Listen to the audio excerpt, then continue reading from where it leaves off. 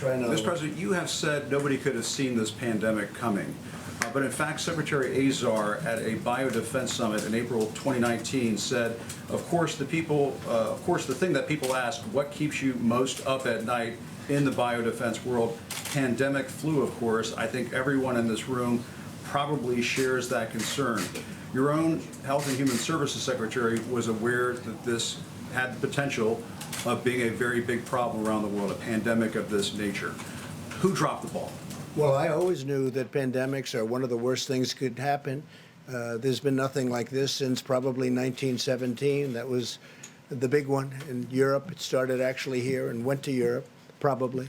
I've heard about, excuse me, wait a minute, let me finish. I've heard about this for a long time, pandemics. You don't want pandemics. And I don't think he was talking about a specific pandemic. He was talking about the threat of a pandemic could happen, and it could happen.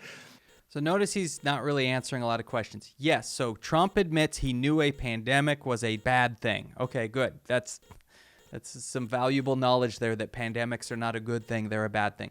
But the question is when he knew and when they could have done something about it. And Trump says, I knew pandemics were bad, yet we cut the CDC, yet we cut the teams that were supposed to give us a heads up well in advance that we need to be paying attention to these pandemics. We weren't building up our stockpiles. We weren't doing all the things to get ready for a pandemic, but he's going to stand there and say, we knew pandemics were bad. We just didn't prepare for any of it.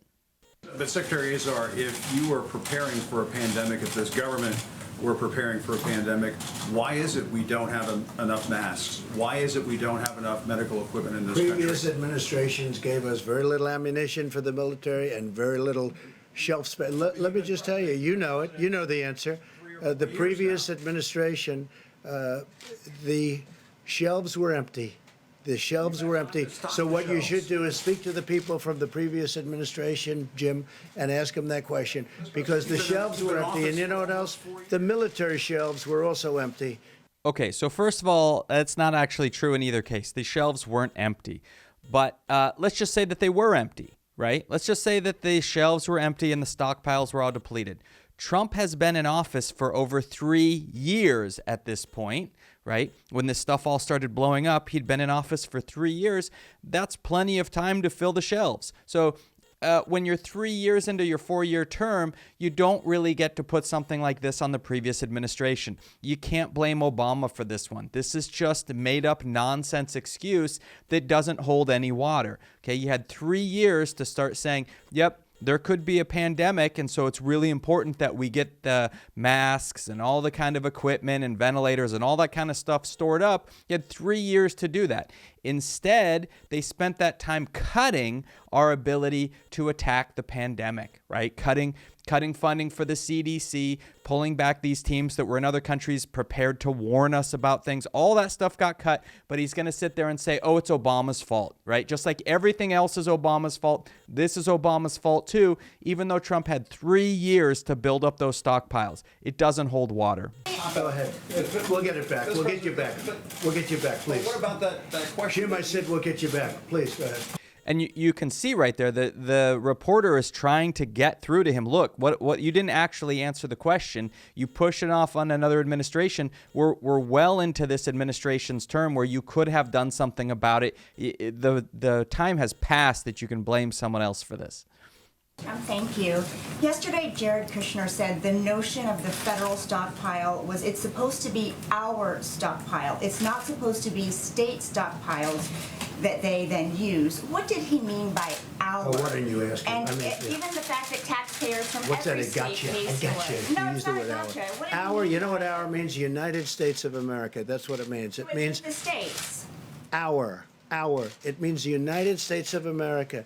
And then we take that our and we distribute it to the states. So why did you Not say that we it's have not supposed to be state stockpiles that they then because we use? need it for the government and we need it for the federal government. But when the give to states are in no, to Then also who are you keep giving it to if it's not to the states?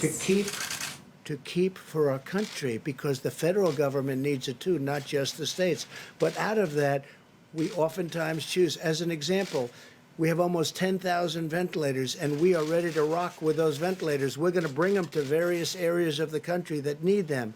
But when he says our, he's talking about our country. He's talking, excuse me, he's talking about the federal government. I mean, it's such a basic, simple question, and you try and make it sound so bad.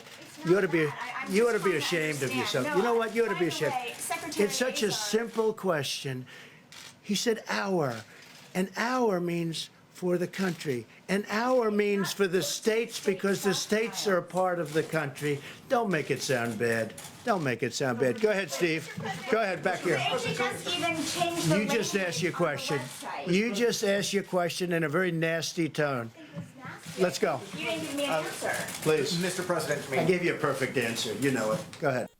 Okay, so here we have another example of Trump throwing a tantrum and in no way acting presidential. So the question that she asked was a very legitimate question. The country is asking themselves this question. We were all very confused when Jared Kushner came out and said, these are federal stockpiles. They're not for the states. And I'm paraphrasing, but essentially he said they're not for the states, shouldn't be thinking of them as resources for them to use. This is the federal stockpile, and she's answering this question. And you know what? Good job on her for maintaining what I would say is an ultimate level of professionalism, where one of the most powerful people in the world is attacking you in a very childish way, throwing his tantrum up there, and she remained cool and perfectly online. Good for her. That could rattle a lot of people, but she stuck with it. And Trump is just jumping around in his answer. It doesn't make any sense at all. He's saying, no, by our, we meant the states that make up the country. But Jared Kushner specifically said it's not for the states. And so then she pushes back, and Trump says, well, it's for the federal government, which to a small percentage, a tiny slice of the pie there, of those stockpiles, yeah, that's probably a legitimate reason for a tiny slice there. The employees working for the federal government, trying to keep our federal government working, I'm sure there are numerous positions where those people should have masks and protective suits so they can go through and do their job and not get infected with the virus.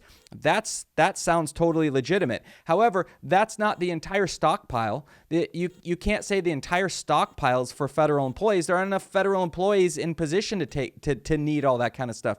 The whole purpose of these is for the states. That's the point of these massive stockpiles, is to be able to give them out when they need to be given out. So her question stands because he never answered it in any kind of substantive